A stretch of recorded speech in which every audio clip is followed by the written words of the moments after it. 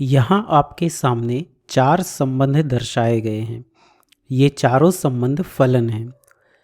आपको याद होगा कि फलन की चर्चा हम पहले कर चुके हैं, जिसमें हमने यह समझा था कि फलन ऐसे संबंध होते हैं जहाँ यदि हम समुच्चय ए का कोई अवयव लें तो हम बता सकते हैं कि समुच्चय बी में कौन सा अवयव उसका प्रतिबिंब होगा।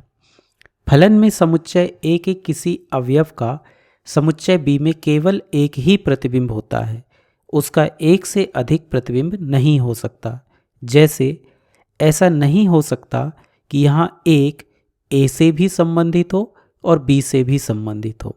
हालांकि यह संभव है कि समुच्चय ए के एक से अधिक अवयवों का समुच्चय बी में एक समान प्रतिबिंब हो, जैसा कि इस फलन में है, जहाँ समुच्चय ए के दो अवयव एक और दो दोनों समुच्चय बी के एक ही अवयव यानी कि बी से संबंधित हैं।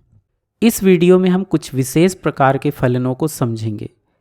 इनमें सबसे पहला है एक एकी फलन यानी कि वन वन फंक्शन।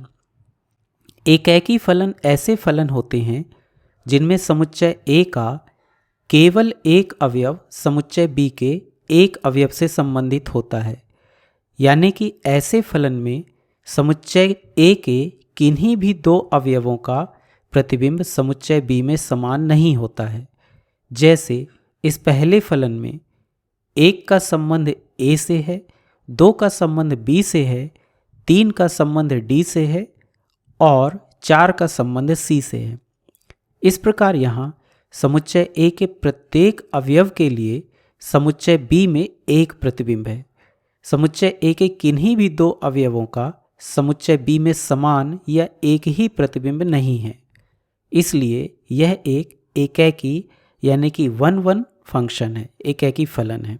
हमारा दूसरा फलन बहु एक या मैनी वन फंक्शन है। बहु एक फलन या मैनी वन फंक्शन है।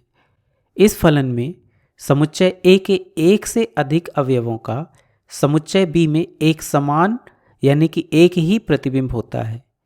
जैसे इस दूसरे फलन में एक भी बी से संबंधित है और दो भी बी से संबंधित है, यानी समुच्चय ए के दो अवयवों का प्रतिबिंब समुच्चय बी में समान है, इसलिए यह एक बहु एक फलन है यानी कि मैनी वन फंक्शन है।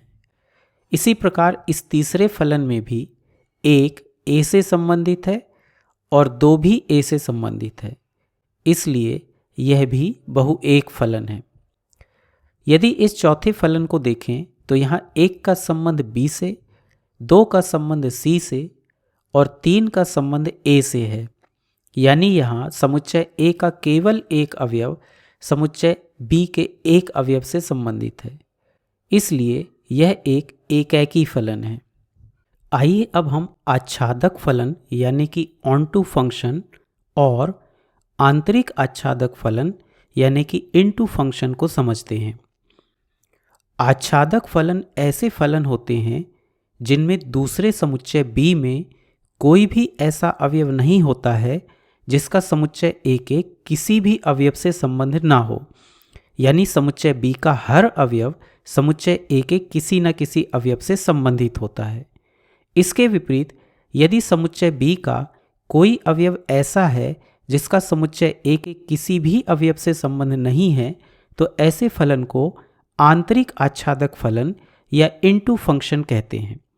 उदाहरण के लिए इस पहले फलन में दूसरे समुच्चय के दो अवयव ई और एफ ऐसे हैं जिनका समुच्चय ए के किसी भी अवयव से कोई संबंध नहीं है, इसलिए यह एक आंतरिक आच्छादक फलन है यानी कि इनटू फंक्शन है। इसी प्रकार इस दूसरे फलन में भी समुच्चय बी के अवयव ए, ई और एफ समुच्चय ए के किसी भी अवयव से संबंधित नहीं हैं, इसलिए यह भी एक आंतरिक आच्छादक फलन यानी कि इनटू फंक्शन है। अब इस तीसरे फलन में देखें तो समुच्चय बी के अवयव ए, बी और सी तीनों का समुच्चय ए के किसी न किसी अवयव से संबंध है। यहाँ कोई भी अवयव ऐसा नहीं है जिसका समुच्चय ए के किसी न किसी अवयव से संबंध ना हो, इसलिए यह एक आच्छादक फलन यानी कि ऑनटू फंक्शन है।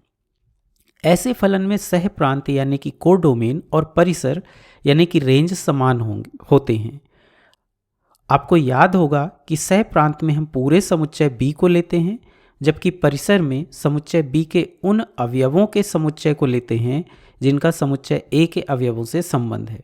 जैसे इस पहले फलन में A, B, C, D, E और F सह प्रांत में आएंगे, जबकि A, B, C और D ये परिसर में आएंगे।